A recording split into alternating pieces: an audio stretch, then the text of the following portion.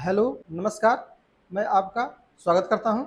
आज मैं लेकर के एक आया हूं बहुत ही इंटरेस्टिंग वीडियो जो कि डॉक्टर एपीजे अब्दुल कलाम जी के संबंध में है और उनकी स्पीच या उनके कथन को देखेंगे कि किस प्रकार से हम लोग अपने जीवन में उतार सकते हैं। वीडियो को इंट्रोड्यूस करते समय मैं उनकी कुछ कोटेशंस हैं जिनको मैं पहले बताना चाहता हूँ। उसके बाद उनका एक स्पीच अच्छा से सुनेंगे और स्पीच में डिफरेंट टाइप की चीज़ों को हम लोग देखेंगे। स्पीच में हम ये भी देखेंगे भारत के लोगों के लिए क्या करना चाहिए, क्या नहीं करना चाहिए और कहाँ पे प्रॉब्लम आ रही है। ये सब चीज़ें भी हम लोग देखेंगे। उनके जो सपने हैं उनको भी हम लोग देखेंगे और उनके जो भी एक जगह स्पीच दिए हैं हैदराबाद, तो वहाँ पे जो हैदराबाद में स्पीच दिए हैं उनको भी हम लोग देखेंगे कि किस प्रकार से ये चीज़ों को बता रहे हैं। देखिए इनका कोटेशन है, speaks line in your self every morning. First क्या है, God is always with me. तो फर्स्ट पे क्या ध्यान रखना है आप लोगों को, भगवान हमेशा हमारे साथ होते हैं, सुबह सुबह ध्यान रखिए हमेशा। सेकेंड में टुडे इज माई डे, आज मेरा दिन है। जिस नहीं कहते कि आज हमारा दिन नहीं था इसलिए खराब हो गया दिन, तो समझना है कि आज हमारा दिन है। ओके। थर्ड है आई एम ए विनर, मैं विजेता हूँ, नुकसान वाला नहीं हूँ। ओके, मीन्स हारने वाला नहीं हूँ, मैं विजेता हमेशा रहूँगा। नेक्स्ट क्या है, आई एम द बेस्ट, मैं सर्वश्रेष्ठ हूँ, बेस्ट हूँ। And five last is I can do it, मैं कर सकता हूँ। तो ये 5 लाइन्स हमेशा हम लोग को डॉक्टर एपीजे अब्दुल कलाम जी से सीखना चाहिए। जानते हैं डॉक्टर एपीजे अब्दुल कलाम जी भारत के एक मिसाइल मैन के नाम से जाने जाते हैं, जो कि कई साल डीआरडीओ में, इसरो में अपनी सेवाएं दे चुके हैं। उसके बाद कितने साल उन्होंने अपने एजुकेशन सिस्टम को दिया, कितना जाके के स्पीच दिया डिफरेंट टाइप से, और वो भारत के राष्ट्रपति भी रह चुके हैं। तो इसलिए ये सब चीज़ें उनके साथ डेफिनेटली एक सुप्रसिद्धि के रूप में रही। और वर्तमान समय में अगर आपको बताएं तो कुछ चीज़ों को मैं पहले 2 मिनट के शॉर्ट में बता देना चाहता हूं कुछ इनके संबंध में। जब भी कोई अगर हमारे लाइफ में पर्सनल, मैं अपना ऑब्जर्वेशन बता रहा हूँ, आप लोगों का क्या है तो मैं नहीं जानता हूँ, लेकिन पर्सनल लाइफ में अगर मुझसे कोई पूछे कि अब तक से सर्वश्रेष्ठ व्यक्ति या आपके जीवन काल में या अभी तक से जो रहे हैं, जो कि आपके साथ भी रहे, लगभग थोड़ी बहुत दूर तक ही रहे, लेकिन तब तक सबसे बेस्ट कौन थे, तो ये कलाम जी थे। ओके, पहली बात तो ये है। सेकेंड इसलिए भी इम्पोर्टेंट है कि कुछ चीज़ें बताना चाहता हूँ, इसलिए भी मेरे लिए इम्पोर्टेंट है क्योंकि जब मैं बड़ा हो रहा था, लगभग 2 या 3 क्लास में पढ़ रहा हूँगा, उस समय मैं सर्वप्रथम डॉक्टर एपीजे कलाम जी को एंड डॉक्टर मनमोहन सिंह को मैं उस समय सर्वप्रथम में याद किया था। आज तक से मुझे एक बात याद है कि जब हम लोग इंटर स्कूलिंग कंपटीशन हम लोग जाते थे कि कोई जीके के लिए, कोई भाषा प्रतियोगिता नहीं होती है, तो उस टाइप से जब हम लोग जाते थे तो हमेशा जो मैं मेरे मन मस्तिष्क में पहला मैं नाम याद किया हूँ कि भारत के राष्ट्रपति कौन है जीके के रूप में, तो डॉक्टर एपीजे अब्दुल कलाम जी याद आते हैं। और प्रधानमंत्री के रूप में हो याद आते हैं डॉक्टर मनमोहन सिंह। अटल जी भी आते हैं, नो डाउट अटल जी भी हैं, लेकिन शासनकाल नहीं पता चलता है मुझे उस समय थोड़ा। लेकिन अटल बिहारी वाजपेयी, उसके बाद मनमोहन सिंह, ये 2 लोग डेफिनेटली आते हैं। इससे मुझे एक शिक्षा क्या मिलती है कि जो ये डॉक्टर शब्द है ये मुझे बहुत प्रभावित किया था उस समय भी, क्योंकि मैं देखता था कि भारत के सर्वोच्च पद पे प्रधानमंत्री पोस्ट पे डॉक्टर मनमोहन सिंह हैं, डॉक्टर एपीजे अब्दुल कलाम जी हैं, और जितना मैं बुक्स पढ़ता था उसमें भी देखिए डॉक्टर लिखा रहता था। तो ये मुझे बहुत मोटिवेट किया बचपन से। तो पहला क्वेश्चन जानते क्या पूछा जाता था, राष्ट्रपति छोड़ करके, राष्ट्रपति आप नाम बताइए, लेकिन राष्ट्रपति के नाम नहीं बताना है मैम, इसमें तो फुल नेम बताना पड़ता था। ओके, फुल नेम तो क्या होता है, डॉक्टर अब्दुल पाकिर जैनुल अब्दुल कलाम। ओके, तो ये उनका फुल नेम है। तो जीके में हम लोग के यहाँ जब पूछते थे टीचर्स या स्टूडेंट, कोई डिबेट हो रहा था तो उस समय ये नहीं कोई पूछता था कि राष्ट्रपति भारत के कौन है, उस समय ये पूछा जाता था भारत के राष्ट्रपति का पूरा नाम बताइए। ओके, और ये लगभग लड़के में 1-2 क्लास में जानते ही हैं, कितना हम लोग बुद्धि होगी, इतना जल्दी से याद नहीं होता था। ओके, लेकिन फिर भी याद किया था। ये बात एक हो गई। सेकेंड बात जो कि मेरे जीवन से रिलेटेड ये है कि मेरा भी डेट ऑफ बर्थ 15 अक्टूबर है and doctor APJ Abdul Kalam जी के भी 15 अक्टूबर है, जो कि अब पता चलता है, उस समय तो नहीं पता चलता था कि चलिए हमारे ही जन्म के दिन के उनका भी हुआ है, भले ही हमसे लगभग 60-70 साल 80 साल पहले हुए होंगे। ओके, लेकिन एक अटैचमेंट रहती है, तो इसलिए भी हमको पसंद है। और आई थिंक भारत या कोई ऐसा व्यक्ति नहीं होगा जो इनको पसंद न करता हो। आप जानते होंगे, जो भी ये वीडियो को देख रहा है, कोई भी हो, वो चाहे किसी भी धर्म का हो, किसी भी जाति का हो, कोई व्यक्ति ये नहीं कह सकता कि ये हमको पसंद नहीं है। ओके, तो यहाँ पे कुछ इंट्रोडक्शन था, चलते हैं। इनकी एक स्पीच है जो कि मुझे बहुत ही अच्छी लगी, क्योंकि देखिए स्पीच तो इनके हजारों हजार हैं, क्योंकि इनकी इतनी पर्सनालिटी वैसी है कि हर जगह ये अंतिम समय तक सोचिए कि मेघालय में स्पीच देते हुए भी इनका हार्ट अटैक आया था। सोचिए लाइफ में, मेरे गुरुजी कहा करते थे कि लाइफ में हमारे गुरुजी के गुरुजी जो थे वो कहे कि जब उनका ब्लड कैंसर हो गया था, तो ब्लड जब ट्रांसप्लांट हो रहा था, बदलता रहता था, चेंज हो रहा था, ये प्योरीफाई हो रहा था, डायलिसिस, तो उस समय भी बुक पढ़ते रहते थे। तो जब कहते थे कि हम लोग जाके पूछते थे कि गुरुजी अब रहने दीजिए, क्या है बुक पढ़ रहे हैं, अब देखिए ब्लड आपका कैंसर हो चुका है, अब मौत आ रही है, भगवान का नाम लीजिए। तो कहते थे कि मेरी अंतिम इच्छा यही है कि जब मेरी सांस निकले यहाँ से शरीर से, तो मेरे हाथ में बुक हो और पढ़ते हुए जाए। वो मुझे उस समय प्रभावित कर रहा था लाइन, नहीं निश्चित रूप से सही है कि जब आप जो काम किए हैं वो करते हुए आप एक्सपायर हुई, कितनी खुशनसीब आप हैं। वो ऐसा ही मुझे डॉक्टर एपीजे अब्दुल कलाम जी की मौत में भी दिखाई पड़ता है कि दुर्भाग्यवश मेघालय में स्पीच देने से उनको हार्ट अटैक आया। लेकिन सोचिए कि उनका जीवन काल में कभी रिटायरमेंट नहीं आया, जबकि प्रेजेंट टाइम में लोग रिटायर होने से पहले ही काम छोड़ देते हैं। जो ही 58-59 साल के हुए और 62 साल रिटायर हुए तभी छोड़ देंगे काम। अच्छा अब तो रिटायर होना है, अब ये करना है। तो इससे ये भी शिक्षा मिलती है कि लाइफ में कभी व्यक्ति रिटायर नहीं होता है। अपना ऐसा एनर्जी बना कर रखिए कि जब तक आप समाज को दे सकते हैं तब तक देते रहिए। ये नहीं कि 62 साल के हो गए हैं, करने लायक है तो भी नहीं कर रहे हैं, कुछ नहीं तो डोनेशन ग्रुप में करिए, वेलफेयर में काम करिए, निःशुल्क काम करिए। ओके, तो without any late speech start करते हैं। तो उसमें से जो भी स्पीच है, सर्वश्रेष्ठ जो मुझे स्पीच लगी वो भारत के लिए है कि हम भारत के लिए क्या कर सकते हैं। इस सर्वश्रेष्ठ स्पीच क्या है, what can we do for India, means हम भारत के लिए क्या कर सकते हैं। तो उन्होंने स्पीच दिए हैं और उसी स्पीच को मैं यहाँ पर सुनाने वाला हूँ, जो कि मुझे बहुत ही पसंद है। आई थिंक आप लोग को भी पसंद आएगा। ओके, तो स्टार्ट करते हैं। अब्दुल कलाम के भाषण, भारत के लिए क्या कर सकते हैं। उनका स्पीच का जो थीम है, हम भारत के लिए क्या कर सकते हैं, और सबको ध्यान में रखना। भारत के संदर्भ में मेरे 3 स्वप्न हैं। हमारे इतिहास के 3000 सालों में समस्त विश्व से लोग यहाँ आए, हमारे ऊपर आक्रमण किए, हमारी धरती पर आधिपत्य स्थापित किया और हमारे मस्तिष्क को गुलाम बनाया। अलेक्जेंडर से लेकर तुर्क, मुगल, पुर्तगाल, ब्रिटिश, फ्रांसीसी, डच, ये सभी यहाँ आए, हमें लूटा और जो कुछ हमारा था उस पर कब्जा कर लिया। लेकिन हमने किसी अन्य राष्ट्र के साथ ऐसा कभी नहीं किया। हमने किसी को जीतकर गुलाम बनाने की कोशिश नहीं की। हमने उसकी जमीन पर अपना कब्जा नहीं किया, उनकी संस्कृति और इतिहास को नष्ट नहीं किया और न ही अपनी जीवन शैली को उन पर थोपने का प्रयास किया। क्यों? क्योंकि हम दूसरों की स्वतंत्रता का सम्मान करते हैं। इसलिए मेरा पहला स्वप्न है आज़ादी का स्वप्न। मेरा मानना है कि भारत ने आज़ादी का पहला स्वप्न सन 1857 में देखा। हमें हर साल में स्वतंत्रता की रक्षा करनी चाहिए, इसकी जड़ों को मजबूत बनाना चाहिए। यदि हम आज़ाद नहीं रहेंगे तो कोई भी हमारा सम्मान नहीं करेगा। भारत के संदर्भ में मेरा दूसरा स्वप्न विकास का है। हम अब तक विकासशील राष्ट्र हैं, अब वक्त आ गया है कि हम अपने विकसित राष्ट्र के रूप में देखें। हम सकल घरेलू उत्पाद जीडीपी के मामले में विश्व के 5 शीर्ष राष्ट्रों में आते हैं। हमारे अधिकतर क्षेत्रों में विकास की दर 10% है। हमारी निर्धनता का स्तर गिर रहा है। हमारी उपलब्धियों को आज विश्व में मान्यता मिल रही है।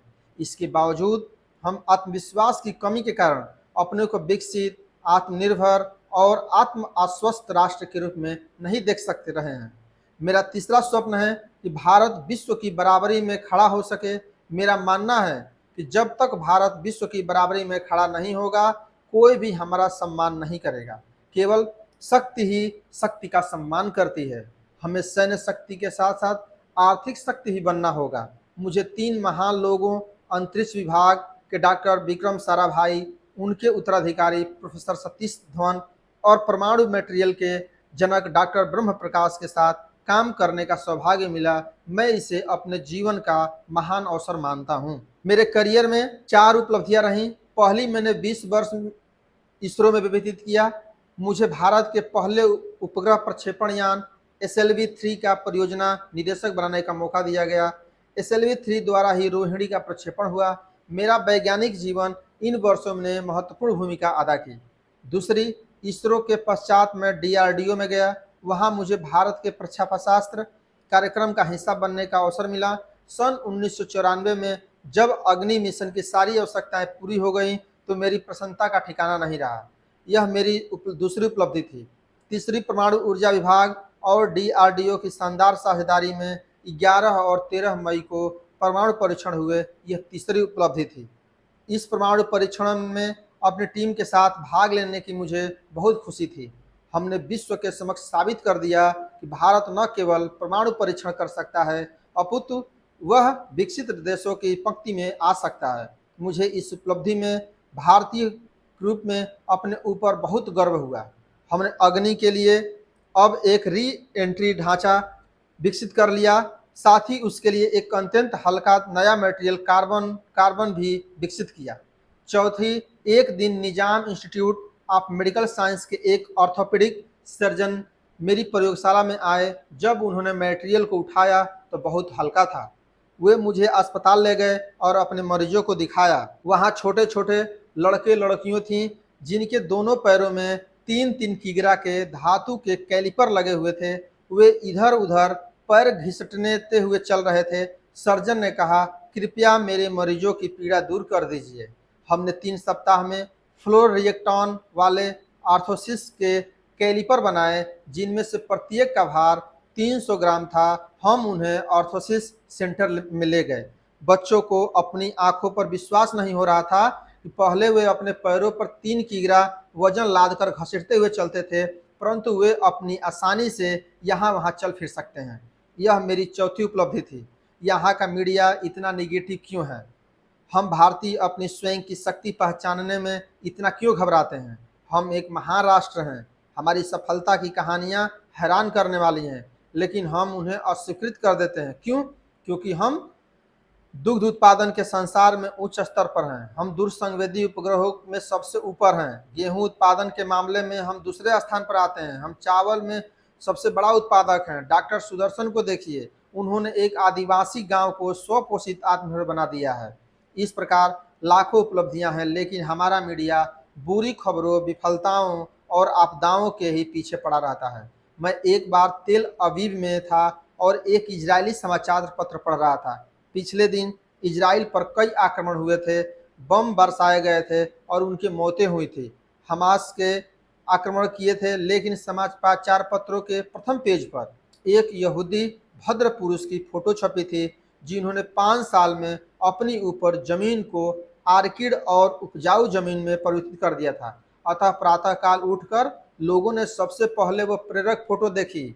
हत्या, बमबारी और मौत की भयानक खबरें अंदर के पेजों पर छपी थी। भारत में हमें केवल मौत, बीमारी, आतंकवाद, अपराध की खबरें पढ़ते हैं। आखिर हम इतना निगेटिव क्यों हैं? एक अन्य प्रश्न, एक राष्ट्र के रूप में हम विदेशी वस्तुओं के प्रति इतने आसक्त क्यों हैं? हम विदेशी टेलीविज़न चाहते हैं, हम विदेशी कमीज चाहते हैं, हम विदेशी टेक्नोलॉजी चाहते हैं। प्रत्येक आयातित वस्तु के रूप में इतना प्रेम क्यों रखते हैं? क्या हम इस बात को महसूस नहीं करते कि आत्मनिर्भरता से आत्मसम्मान आता है? जब मैं हैदराबाद में यह व्याख्यान दे रहा था तो 14 वर्ष की एक लड़की ने मेरे ऑटोग्राफ के लिए कहा। मैंने उससे पूछा कि जीवन में उसका लक्ष्य क्या है। उसने जवाब दिया, मैं विकसित भारत में रहना चाहती हूँ। उस लड़की के लिए आपको और मुझे इस विकसित भारत का निर्माण करना होगा। आपको घोषणा करनी चाहिए कि भारत अल्प विकसित राष्ट्र नहीं है अपितु विकसित राष्ट्र है। क्या अपने देश के विषय में सोचने के लिए आपके पास 10 मिनट का वक्त नहीं है? आप कहते हैं कि हमारी सरकार आसक्त है, असमर्थ है। आप कहते हैं कि हमारे कानून बहुत पुराने हैं। आप कहते हैं कि नगरपालिका कूड़ा नहीं उठाती। आप कहते हैं कि टेलीफोन खराब रहता है, ट्रेनें वक्त पर नहीं चलती हैं, हमारी एयरलाइन विश्व में सबसे घटिया है, चिट्ठियाँ गंतव्य तक कभी नहीं पहुँचती हैं। आप कहते हैं कि हमारे देश को कुत्तों ने नोच डाला है। आप कहते हैं कि हमारा देश नरक है। आप कहते हैं कि हम बस कहते ही रहते हैं, लेकिन आप इन सब के बारे में क्या करते हैं? तो पहले ये सोचिए। आप कभी सिंगापुर जाइए, जब आप हवाई अड्डे से बाहर निकलेंगे तो सब कुछ अंतर्राष्ट्रीय स्तर का पाएंगे। प्रत्येक स्थान पर स्वच्छता दिखेगी, आप सड़कों पर सिगरेट का टुकड़ा नहीं फेंकेंगे या आप किसी स्टोर में खाना नहीं खाएंगे। आपको वहाँ के अंडरग्राउंड लिंक्स को देखकर बहुत गर्व होगा। आपके आर्च रोड जो कि माहिम काजवे या पेडर रोड के समतुल्य है, पर संध्या के समय 5 से 8 बजे के मध्य ड्राइव करने के लिए $5, उस समय सोचिए $5 लगभग लगभग 60 रुपये, उसकी भाषा बताया जा रहा है, लगभग 60 रुपये चुकाना पड़ेगा। आपकी हैसियत चाहे जो भी हो, यदि आप किसी रेस्तरां या शॉपिंग मॉल में ज़्यादा समय तक ठहर जाते हैं तो आपको पार्किंग में आकर अपना पार्किंग टिकट पंच कराना पड़ता है। सिंगापुर में आप कुछ नहीं कहते हैं। आप रमजान के दौरान दुबई में सार्वजनिक रूप से खाने की हिम्मत नहीं कर सकते हैं। आप बेहुदा में अपने सिर को ढके बिना बाहर जाने की हिम्मत नहीं कर सकते हैं। आप लंदन में अपने एसटीडी और आईएसडी कॉल्स का बिल किसी और बिल में डालने के लिए 10 पाउंड प्रति माह टेलीफोन एक्सचेंज के किसी कर्मचारी को नहीं खरीद सकते हैं। आप वाशिंगटन में 55 मील प्रति घंटे 88 किलोमीटर प्रति घंटे से ज़्यादा की रफ्तार गाड़ी चलाते हैं तो फिर ट्रैफिक पुलिस से यह कहने की हिम्मत नहीं कर सकते कि जानता है साला मैं कौन हूँ, मैं फला का बेटा हूँ, 2 रुपये लो और दफ़ा हो जाओ। आप ऑस्ट्रेलिया और न्यूजीलैंड के समुद्र तटों पर नारियल की खाली खोपड़ी, कूड़ेदान अतिरिक्त और कहीं नहीं फेंक सकते। आप टोक्यो की सड़कों पर पान खाकर क्यों नहीं थूकते? आप बोस्टन में परीक्षा में नकल क्यों नहीं करते या फर्जी सर्टिफिकेट क्यों नहीं खरीदते? हम अभी भी आप ही की बात कर रहे हैं। आप दूसरे देश में वहाँ की व्यवस्था का सम्मान करते हैं, उसके नियम कानून का पालन करते हैं, लेकिन अपने देश में नहीं।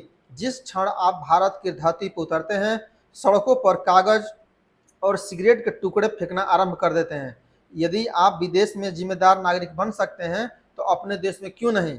एक बार मुंबई के पूर्व निगमायुक्त श्री तिनेकर ने एक इंटरव्यू में कहा था, अमीर लोगों ने कुत्तों को सड़कों पर शौच के लिए टहलाया जाता है और फिर वही लोग अक्षमता तथा गंदे फुटपाथ के लिए अधिकारियों की आलोचना करते हैं और उन्हें दोषी ठहराते हैं। वे अधिकारियों से क्या करने की आशा करते हैं? जिस वक्त उनके कुत्ते शौच के लिए सड़कों पर निकलते हैं, क्या अधिकारी झाड़ू लेकर उनके पीछे पीछे जाए? अमेरिका में जब भी कोई कुत्ता शौच करता है तो वहां उसके मालिक को साफ करना पड़ता है। जापान में भी ऐसा ही है। क्या भारत में ऐसा संभव है? तिनेकर की बात बिल्कुल सत्य है। हम सरकार चुनने के लिए मतदान करने जाते हैं, फिर अपनी सभी जिम्मेदारियों को भूल जाते हैं। हम घर में बैठकर सरकार से लाड़ प्यार चाहते हैं। हम कुछ न करते हुए सरकार से प्रत्येक कार्य करने की आशा करते हैं। हम सरकार से स्वच्छता की आशा करते हैं, लेकिन स्वयं चारों ओर कूड़ा फैलाते रहते हैं। हम मार्ग पर पड़े हुए कागज के टुकड़ों को उठाकर कूड़ेदान में नहीं डालते हैं। हम रेलवे से आशा करते हैं कि वह हमें साफ सुथरा बाथरूम मुहैया कराए, परंतु जब हम बाथरूम को ठीक प्रकार से प्रयोग नहीं करना सीखते। हम चाहते हैं कि इंडियन एयरलाइंस और एयर इंडिया हमें सर्वोत्तम खाना तथा प्रसाधन मुहैया कराए, लेकिन अवसर मिलने पर ही हम उठाईगिरी से नहीं चूकते हैं। यह बात उन कर्मचारियों पर भी लागू होता है जो लोगों के प्रति अपने दायित्व को याद नहीं रखते हैं। जब महिलाओं, दहेज, कन्या या अन्य से संबंधित ज्वलंत सामाजिक मुद्दे उठते हैं तो हम ड्राइंग रूम में बैठकर शोर मचाते हैं, परंतु स्वयं अपने घर में उसका विपरीत करते हैं। हमारा बहाना पूरी व्यवस्था को बदलने की आवश्यकता है। यदि मैं अकेले अपने पुत्र की शादी में दहेज नहीं लूंगा तो उससे क्या अंतर पड़ेगा? तो व्यवस्था को बदलने कौन जा रहा है? व्यवस्था में कौन से तत्व शामिल हैं? हम अपनी सुविधा के लिए कहते हैं कि व्यवस्था में हमारे पड़ोसी, अन्य परिवार, अन्य शहर, अन्य समुदाय और सरकार सम्मिलित है, परंतु निश्चित रूप से मैं और आप नहीं।